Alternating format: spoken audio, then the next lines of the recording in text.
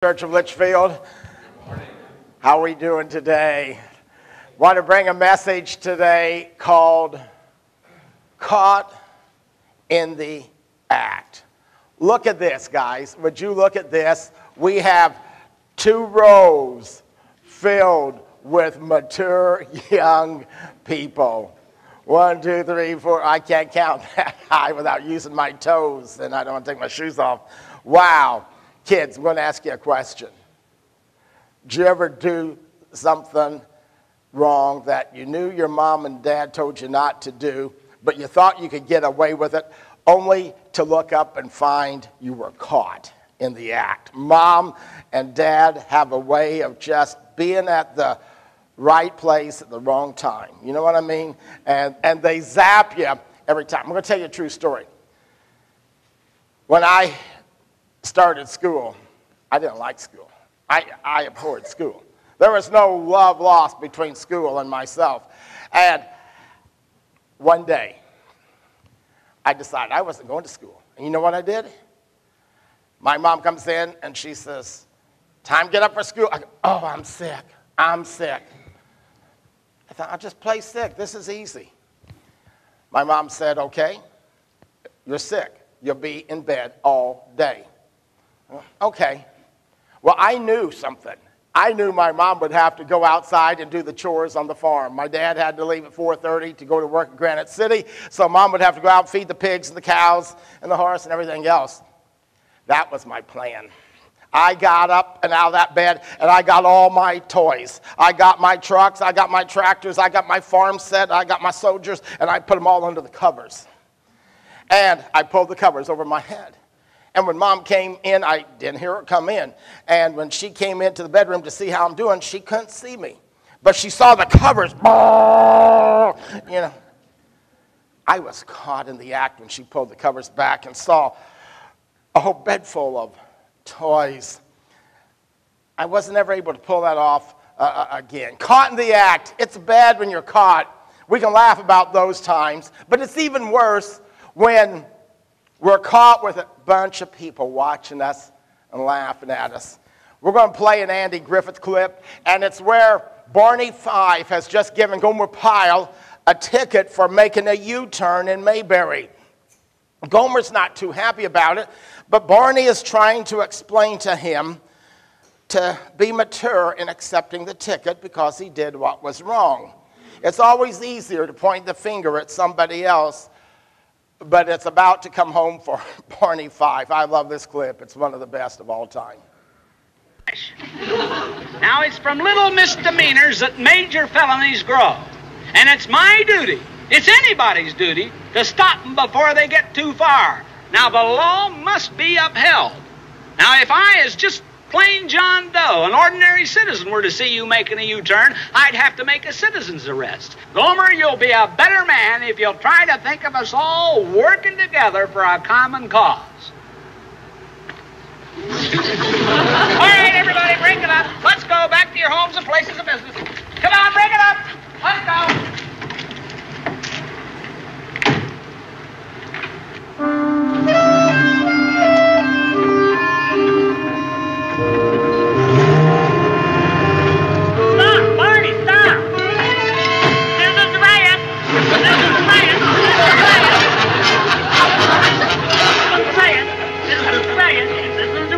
What are you yelling about?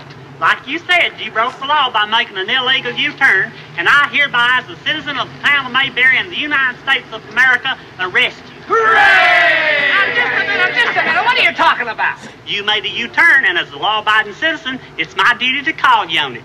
You're supposed to be setting examples for the rest of us. That's right. You tell him now, Gomer, just a minute.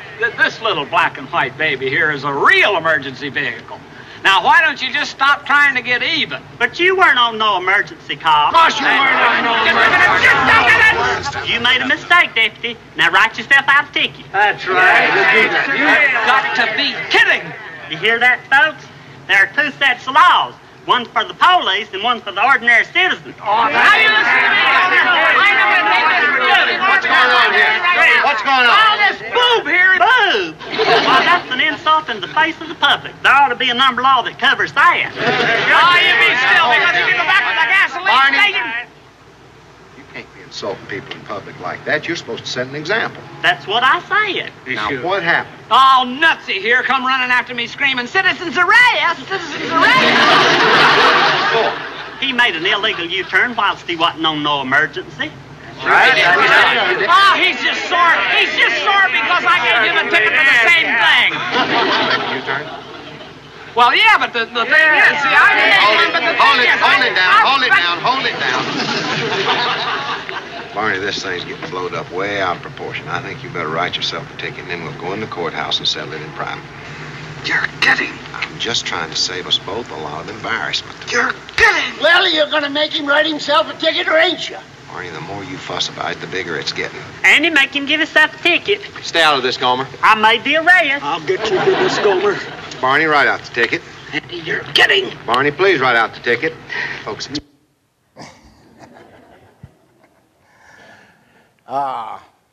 Barney got caught, didn't he? It's not fun when it's you. It's always a lot more fun when you're pointing your finger at someone else. Today we go to John chapter 8. And we look at the life of a woman that we don't even know her name. But we do know that it has to be the worst moment of her life. Because in the passage we're going to read, it literally says she was caught in the act. She was caught at the time in her whole life would not be that moment she'd want to be caught in, nor would you or I. And how Jesus deals with one who is so broken, one who is so guilty, so humiliated, is beyond words. Well, let's read John chapter 8. We're going to really pick it up with verse 2. At dawn, Jesus, appeared again in the temple courts where all the people gathered around him, and he sat down to teach them. The teachers of the law and the Pharisees, these were the religious leaders, the biggies of religion of that day, of the Jewish religion, brought in a woman caught in adultery. They made her stand before the group and said to Jesus, "This woman was caught in the act of adultery. In the law, Moses commanded us to stone such women. Now, what do you say?" Now, here's this next verse is key to understanding this passage. They really didn't care about this woman. She was just a pawn, a tool they were going to use to get to Jesus. They really didn't care about the law of Moses. They just didn't like Jesus because he made them look really bad.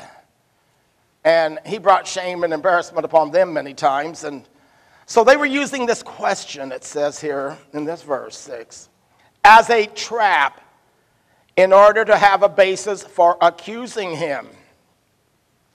But Jesus bent down and started to write on the ground with his finger. When they kept on questioning him, he straightened up and said to them, "If any one of you is without sin, let him be the first to throw a stone at her." Again he stooped down and wrote on the ground. At this, those who heard began to go away one at a time, the older ones first, until only Jesus was left with the woman standing there. Jesus straightened up and asked her, "Woman, where are they? Has no one condemned you?" "No one, sir," she said. "Then neither do I condemn you," Jesus declared. "Go now and leave your life of sin." I want us to take a journey through this passage, and these are mileposts that we all have to come to if we're really going to find true life. Here we go. Number one, if you're filling in the outline, and it's on the PowerPoint. The first thing we see is where this woman is at, and it's shame. Shame because of my sin. Now, let's put ourselves in the woman's situation, okay? This is a horrible moment for her. This is the last thing that she would have wanted people to know about, let alone be caught in the act. Now, we don't know a lot of the details. Don't you have a lot of questions? I mean, there are some commentators that have problems. They say, you know, they didn't bring the man in, you know, and therefore we're not sure that this is a legit story. Well, to me, it just makes perfect sense. They weren't trying to uphold the law and find everybody that committed adultery ought to be stoned. That wasn't the point. Furthermore, put yourselves in the shoes of the Pharisees, okay? The religious leaders. Somehow they catch this couple. And you only need one. And let's go with a woman. Which is going to be easier to capture and drag through town to Jesus? The woman. Absolutely. I mean, because if you're caught, the law did say you could be stoned to death. There was a death sentence. Can you imagine somebody, if you're caught doing something, you're going to die, and the couple is there? I don't know about you, but you've seen how many police officers sometimes it takes just to wrestle one guy down on the ground, right? And you know, maybe they said, we don't want to tangle with this guy. I see him at Club Fitness every morning working out for 2 hours. He's got muscles and biceps in places I don't have places. Let's not mess with him, you know. And, you know, because again, they couldn't care less. They just needed one, go with the easy one. But I think there's even more to it. Since this was a trap, what do you think the odds are that they used this guy and he set this woman up? I think the odds are pretty high. I think they went to this young, good-looking guy and said, hey, you know, here's what we're going to do. We're going to let you off the hook. Don't you worry about it. You're going to go scot-free. We're going to get Jesus. We just need the woman, and we want to catch on the act. You know, and you can walk away. And nobody will ever know. I think that's a good possibility as to what happened here. But either way, otherwise you wonder, how long did it take for them to figure out this couple is having an affair, and then to track them down and be able to get in the house without them hearing it and running out the back door? I mean, really, for this to be pulled off, to be caught in the act, everything had to go just right. That's why I think it was an entrapment. I think it was they just used this guy as a pawn. And but if for the woman, there's one thing about it. She knew nothing about this trap. She thought she was going to have some fun. Obviously, with it being adultery, she was married. Maybe her husband was mean to her. Maybe he ignored her. And maybe this guy comes on to her and she thinks, wow, you know, this is just like the soap operas I watch on TV. This is, you know, this guy, it's going to be fun. It's going to be great. Right in the middle of the act, there was no clothes on. She's caught on camera. Can't you see this would be a picture for cover of some magazine? Boom, some tabloid. Caught in the act. And they grab her. They don't say, hey, you know, get some clothes on and go fix yourself up in your hair and put on some makeup. They just grab her, probably throw a sheet around her, and she's being drugged literally through the streets. And people say, what's going on? Say, somebody's going to get stoned. Somebody got caught in the act of adultery. Whoa, I would have already died before I ever got. And then think, well, where are we going? We're going to the temple. To the temple. And there they throw her down at the feet of Jesus. And I can just think, she's just buried her face in the ground. She can't look at Jesus. She can't look at anyone. She thinks she's going to die. And they really don't care if she does. Here's the religious leaders of that day. They don't care if she dies. They just care about getting Jesus. Hey, Jesus, what are you going to do? Now, if Jesus says, yep, the law says stone her, so let's stone her, he's got a lot of problems. Number one, he's supposed to show God's love, but that's not showing any love. Secondly, he's going to be in trouble with the Roman authorities because no one could execute anyone but really Rome. And so they thought, we've got him anyway he goes. The people aren't going to like him, and we've got him. On the other hand, if he says, oh, hey, it's no big deal, don't worry about it, I forgive you, we'll just let this one pass. Here's the guy that claims to uphold the law of God, and he says heaven and earth will pass away, but not one little dot in the law will be broken. I'm going to uphold it all. And now he just disregards it for this woman. Then everybody can disregard it. So poor Jesus doesn't have a chance. He is caught in a difficult dilemma. Not an easy decision or a choice to be made as to what he's going to do. So this woman is just absolutely covered with shame. Worst day of her life. Can't you see her just crying there and thinking, just a few moments ago, I was having fun. I thought I was loved. And now I've never felt more unloved in all my life. How quickly things can go wrong. My heart literally breaks for her. Well, what Jesus does is, it's obvious. Everybody's pointing their finger at that woman. Everybody knows her shame. Everybody knows what she's done wrong. She's done bad stuff. Jesus is really concerned because he's dealing with a crowd, a mob with a lynch mentality that do not see three fingers coming right back at them.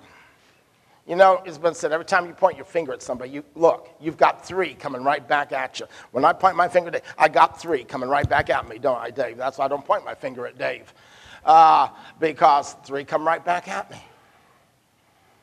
And so Jesus is trying to help everybody see we're all in the same boat. We all have sinned. We ought to all be ashamed in the presence of God. And they were in the presence of God when they were standing there in the presence of Jesus. And they couldn't see it. They couldn't see it. You know, I am really concerned today with our society that seems blind to its sin and the shame that accompanies it. Here are some passages that were written several hundred years before Jesus was born in Bethlehem, but they sound like a prophet today of America. Here we go. Let's look at some of these. Jeremiah 3:2-3. You have defiled the land with your prostitution and wickedness. Therefore the showers have been withheld, no spring rains have fallen. Yet you have the brazen look of a prostitute. You refuse to blush with shame. People that ought to be ashamed of their sin have absolutely no shame. Here's the next verse. From the least to the greatest, all are greedy for gain.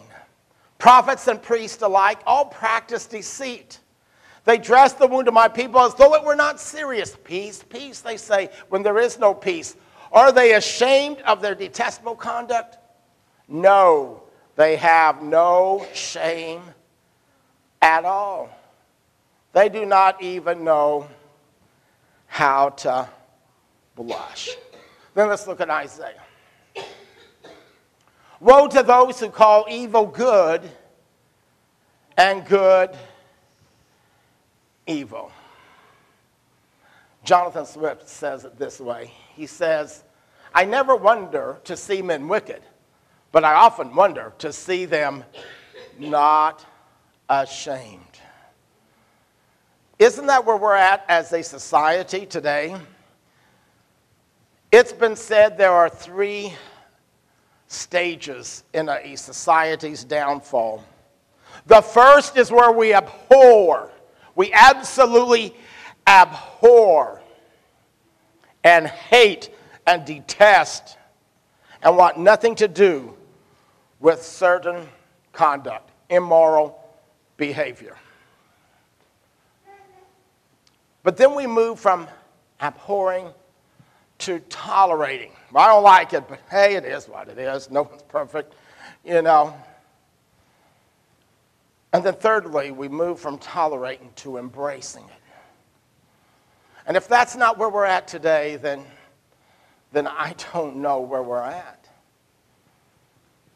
Don't you agree that the things that are happening and the laws that are being passed on absolutely making a mockery of marriage and the family and the home and the laws of endorsing and condoning immoral behavior, things that the Bible just completely black and white say is a sin? We've got churches, we've got preachers today that stand under the guise of being the voice of God, and they're not abhorring evil. They're not even tolerating. They're embracing it. You know. That is about as low as we can sink. And the church today needs to take responsibility and to say, the shame is ours. We own it. And today we find ourselves being proud of what we once abhorred. Can you imagine our forefathers? Can you imagine the leaders of our country, even when I was a child, 50 years ago, 40 years ago? If they came back today and saw where our country is today, do you think they would be shocked? I think they would die once again of cardiac arrest. I think they would just be blown away by how far away we have moved from God's standards and how we have gone so far from abhorring evil to tolerating it to where we now embrace it. Well, that's society. And it's easy to point the finger at a pagan society and say, look what the gay and lesbian community is doing, you know, to the laws of our land, and how that they are lobbying, and how things are being changed in all the states, and how it's, you know, an attack upon marriage and the family and upon God and the Bible. And that's great. But our passage is about a one-on-one. I can't do a whole lot about society, but I can look in the mirror and say, God, help me to see my shame. Nothing will blind you to seeing your sin and shame faster than pointing your finger at somebody else. Look at them. Look at those people. That's what the Pharisees, and that's what the scribes, and that's what the religious leaders were doing. And it'd be easy for the church to do that today, except for the fact we've got to confront our own. I was reading this week that back in the 1990s, came across this true story where a woman by the name of Marion Allen in Troy, New York, called the police, and she said, I want to confess to a murder. And at first, you know, they could tell it was an elderly woman, it wasn't a young gal, and they said, pardon me, and she says, I want to confess to murdering my infant baby some 40 years ago. And they said, are you for real? She says, I am. They said, then you need to come in. And she did. And she sat down, and she just broke, and she just began to sob hysterically, they said, as she confessed to the fact she was young, she was single, she wasn't even 20 yet, and she'd had a baby, and she just felt overwhelmed and didn't know what to do. And so she smothered her baby, and she put it in a blanket, wrapped it up, put it in a box, and buried it in the backyard. And she continued to live at that place for the next nearly 45 years, when finally she could take it no longer. And she called to confess. Can you imagine? Here's a woman who was not caught in the act, and she had gotten away with it for 45 years. But she hadn't gotten away from it. I can't imagine what it would be like. If I was her, I would have at least had to move. Wouldn't you? You'd want to move. But every day, you look out that kitchen window in the backyard, and you see that spot, and you die yourself. You're out in the spring, and you're planting some flowers, trying to make it look pretty, and you just break down, and you lose it once again. Only God knows how many times that woman died, over and over again, because of her shame. She was never caught in the act, but she knew it, and it was hers, and she owned it, and she had to come face to face with it. They really let her off pretty easy, because the judge says this woman has served one of the most painful sentences I know of. To live in that house, and when they went there and dug up, they found that baby's remains. But they said to live with that reminder for over 4 decades. Unbelievable. So it begins today for you and I to come clean with God. Maybe we haven't been caught in the act and say, I got to come clean with you. And it's to admit the shame is ours. It's mine. We own it. Secondly, let's quickly move on. This woman is forgiven, but at a high price because of Christ's shame. Jesus straightened up and he asked me, he says, woman, where are they? Has no one condemned you? No one, sir, she said. Then neither do I condemn you, Jesus declared. No condemnation to a woman who was caught in the act, guilty as guilty could be. That is great news. How it came about, we really, again, don't know.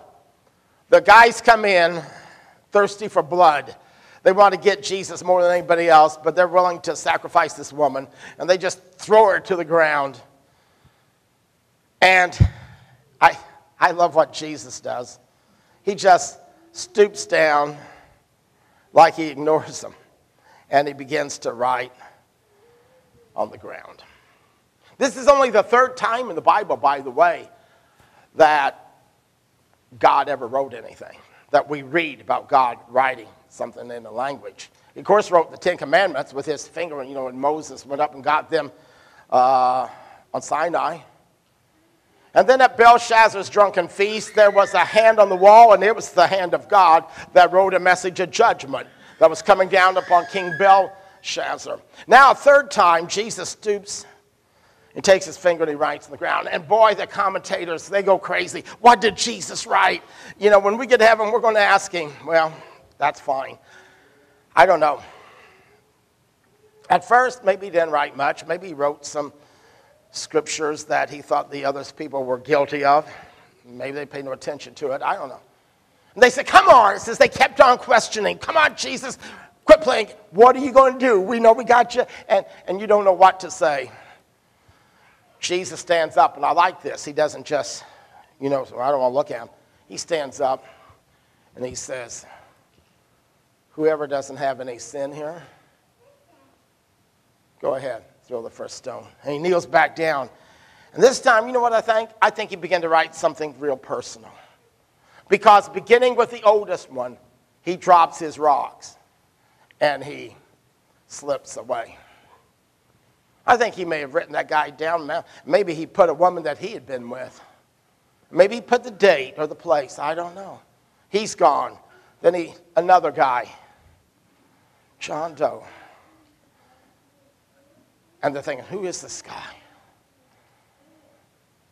And they're no longer worried about this woman and her sin. I think they see theirs. Whatever he wrote, they saw it clearly. And I'm out of here.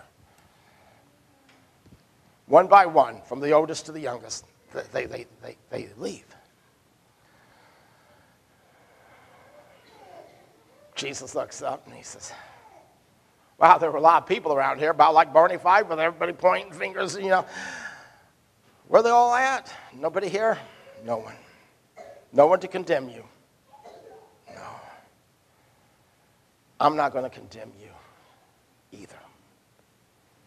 Man, that is fantastic news when you and I are in the shoes of that nameless woman, caught in the act. She deserved to die according to the law. But what she needed was grace and mercy and forgiveness. And that's what she found from the hand of God. I think Jesus, if it had been me, would have been really choked up thinking, you know, this is like previews of coming attractions.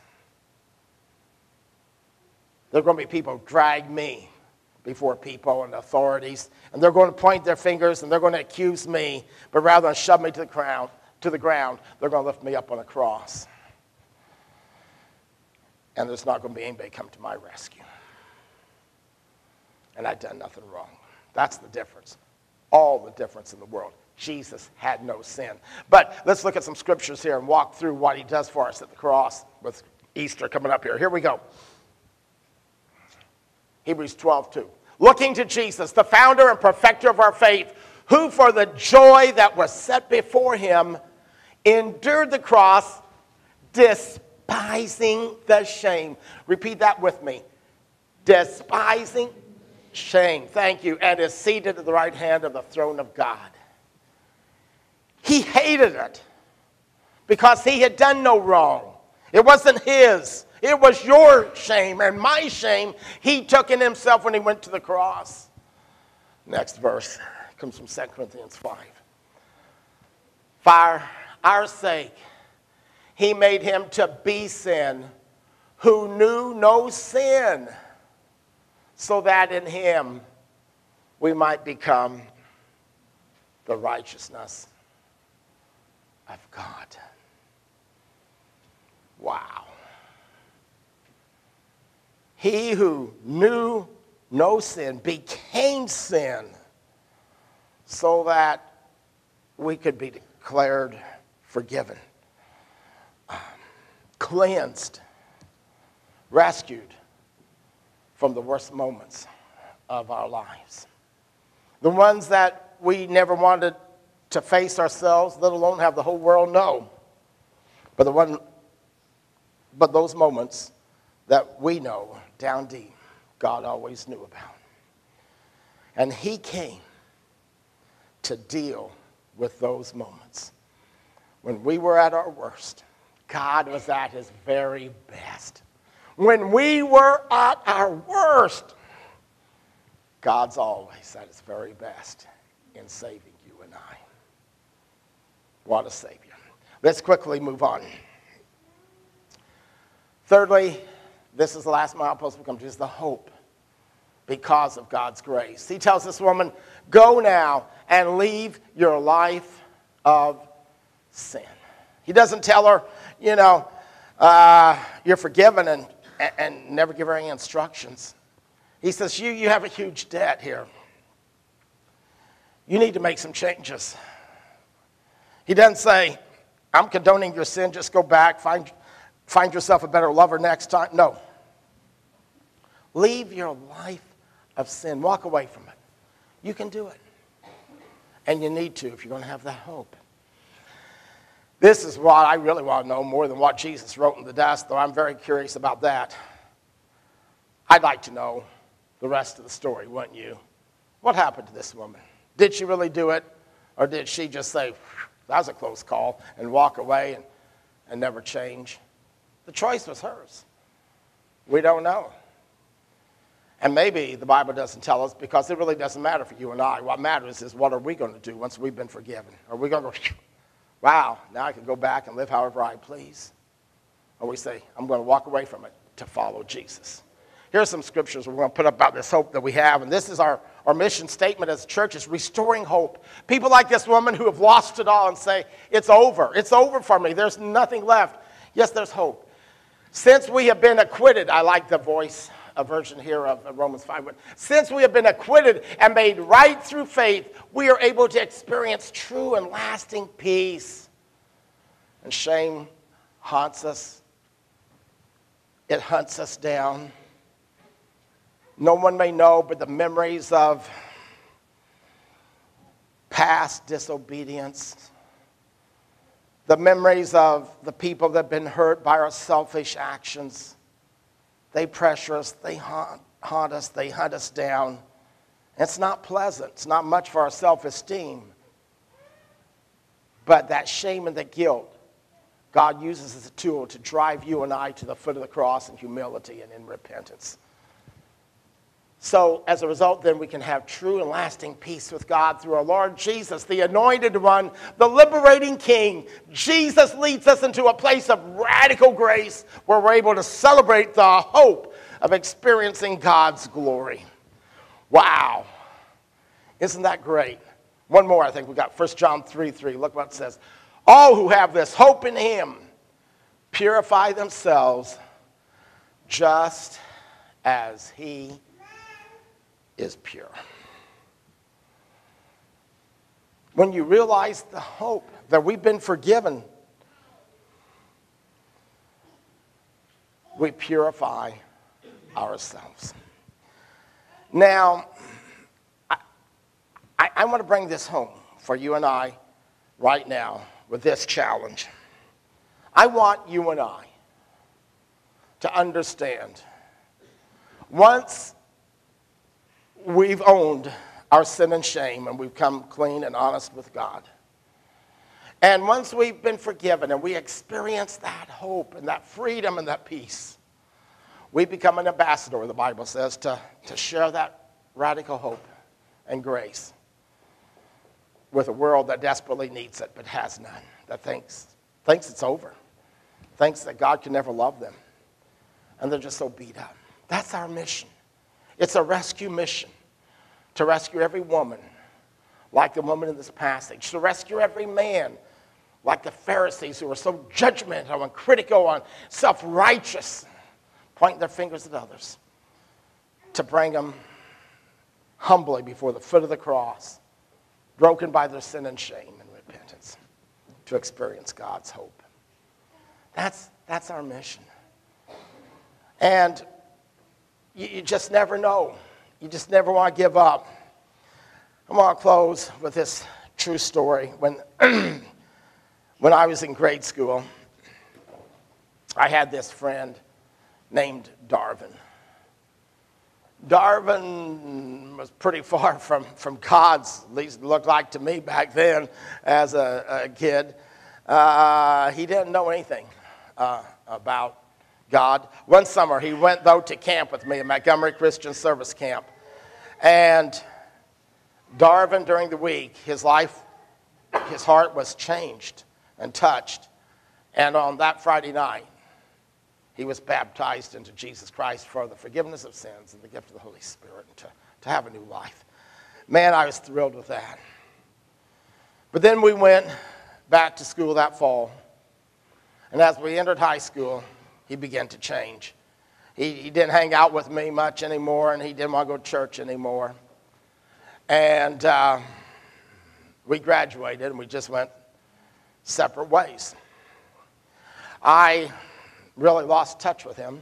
I knew he'd moved out of the immediate community. His older brother still works with my wife at Sierra. And in fact, he used to pick my wife up at 5 o'clock in the morning to go to work when he lived in Panama. Now he lives in Litchfield. But never knew what really became of Darvin until 3-4 years ago. We had a class reunion in Panama, and it was just for the Panama class. That's a pretty small reunion, but we had a class reunion from way back in the 1960s, and there was, I don't know, 8 of us, 7, 8 of us there maybe. Darvin was one of those, and I got to sit down and talk to Darvin. And as we began to talk, I found that Darvin got his life back on track. He'd gotten back in church. He'd worked at Newton at the power plant with one of our finest members, Charlie Kirby. And he became a leader in that church. And just recently, in the last few years, he tried to help others get on track that were derailing and whose lives are just going down the tubes. And I'm just so thankful that God could just use me in some way, even though it seemed kind of futile when we went back to school, and that a lot of good that did. But the seeds were planted there, and I don't know what it was, but there was something in his life later on. He'd done something wrong, he got caught, and he did tell me this. He says, when I stood before the judge, and the judge took that gavel and he slammed it, and he looked at it, he says, young man, you are guilty, and you're in trouble. He says, it was the scariest day of my life. I don't know if that was a turning point for Darvin or not to get back on track, but he did. And that's our invitation to you and I today as we come to decision time, is we can get back on track by God's grace. We have a message of hope to share with a world that has lost it, who's been caught in the act and think the church would have nothing to do with me. They won't welcome me. Folks, we're the hope for people who have bought into the fact that it's liberating, it's freedom, it's satisfying to engage in immoral behavior, only to find out it's a bed that is very painful. And they're searching for real hope. We just got to show them the love of God, the love of Christ. We got to extend to them grace and mercy as he's extended to us, because no one is beyond the reach of God's grace. Let's stand and sing.